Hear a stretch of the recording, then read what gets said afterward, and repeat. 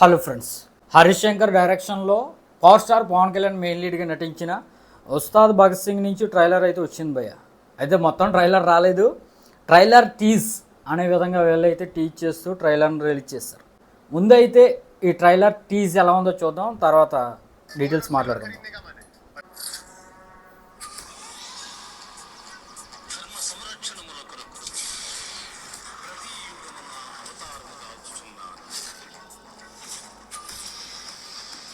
తమనన్న score, background score మొత్తం dead eyes అయిపోయినాయి ఏంటి భయ్య. Power star Pawan Kalyan power star Pawan Kalyan ఐస్లో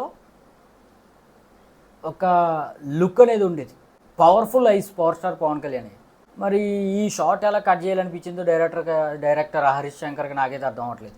literally dead ice అయిపోయి, మరి ఆయన కొంచెం బిజీగా ఉండటం వల్ల ఆ విధంగా కనిపిస్తుందో లేకపోతే ఏ చేశారో తెలియదు, కానీ పవర్ఫుల్ లుక్ అయితే లేదు. మళ్ళీ క్లోజ్లో పెట్టాడు.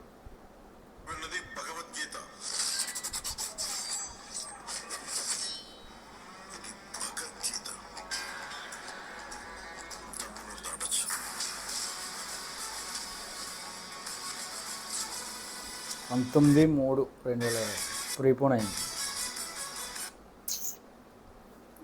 ఏ టీజర్లో అయితే ఏం లేదు భయ్య, రొట్టకొట్టుడు ఒక 20 సంవత్సరాల క్రితం వచ్చిన సినిమాల టైప్లోనే ఉంది.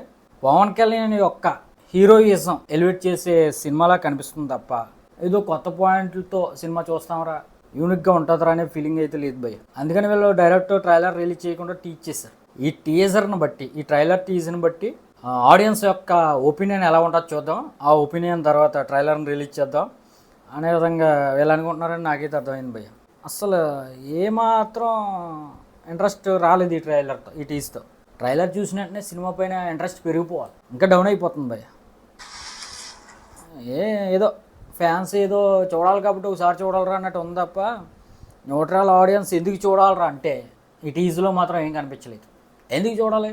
ఈ రొట్టకొట్టుడు చూపించే బలం అయితే 400-500 టికెట్ ప్రైస్ మాకెందుకు లాసు.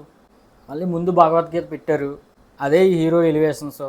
ఇది భగవద్గీత కాదు, భగవద్గీత అంట.